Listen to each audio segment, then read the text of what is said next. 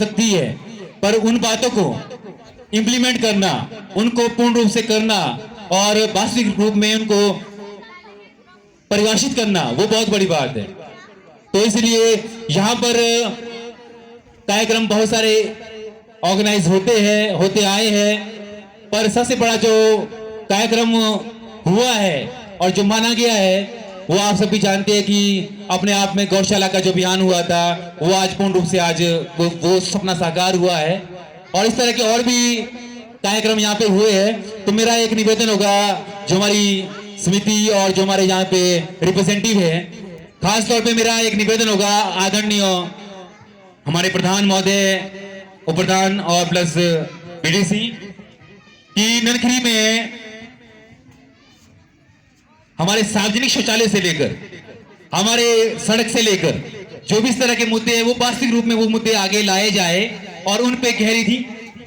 चर्चा की जाए। और जब भी हमारी ग्राम सभा होती है उस ग्राम सभा में खास तौर पे जो वार्ड मेंबर है उनसे निवेदन होगा कि वो जरूर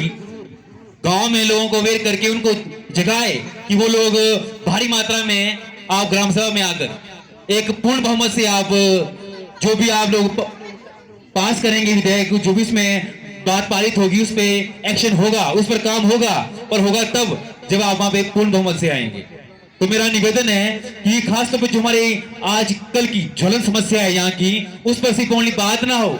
उस पर कुछ एक्शन हो। और बहुत बड़ी उम्मीद है, अभी हमारी बातचीत होती रहती है, हमारी आदरणीय श्री शर्मा जी और जो अन्य हमारे संस्था के लोग हैं, हमारी बातचीत होती रहती है कि इस बार हम क्या करेंगे, जो हमारे रिप्रेजेंटेटिव आए हैं उनसे हम क्या बात करेंगे। तो हमारी बात यही होती है कि जो हमारी इस तरह की जो ज्वलन समस्याएं हैं और सार्वजनिक समस्याएं हैं, ताकि ननखरी एक आदर्श तहसील के रूप में आगे आ सके। क्योंकि आपको पता है कि ननखरी का नाम हर जगह एक घृणा की नजर से कि वहां पे इस तरह के लोग हैं, वहां पर इस तरह की मतलब चीजें हैं। तो ये चीजें तब दूर हो पाएगी जब हम रियल लाइफ में और रियलिटी में कुछ इस तरह के काम होंगे जो इस एरिया को एक आदर्श तहसील के रूप में प्रतिस्थापित करने के लिए कारगर साबित होंगे। तो इसलिए एक बात और कहना चाहूंगा, आदरणीय हमारे एसएसओ साहब, अभी चुनाव की बात हुई थी, ठाकुर साहब ने भी बात की थी कि बहुत ही शांतिपूर्ण तरीके से इस बार चुनाव हुए, संपन्न हुए, और उसमें आदरणीय तहसील महोदय जी आज हमारे बीच नहीं है, उनका और प्लस हमारे जो पूरी टीम थी इसमें जो अधिकारी गण भी थे,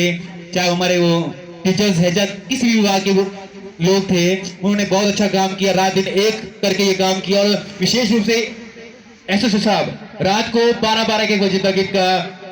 नाका कभी नाला बंद कभी कहीं मतलब पूर्ण रूप से निष्ठावान है। तो उनसे निवेदन होगा कि जिस तरह ये गुड़िया कांड जो इस तरह के कांड हुए भी है, ये इस तरह की चीजें यहाँ पर ना हो, कहीं भी ना हो। और इस बारे में हमने पहले भी एक पत्र दिया था जो हमारे यहाँ पे विभाग के अधिकारी थे कि जो हमारे स्कूल्स में कॉलेजेस में जो लड़कियां हैं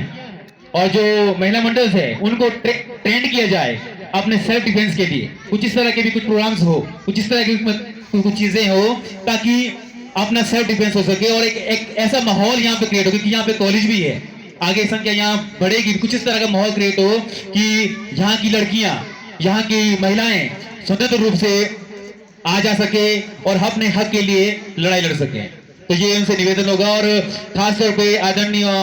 संतोष निकेत जी से तो विशेष निवेदन होगा कि गौशाला के लिए, और क्योंकि वो पहले से जुड़े हैं, उन्होंने विशेष सहयोग दिया है इस काम के लिए। उसके बाद आदरणीय श्रीमती कंपा ठाकुर जी,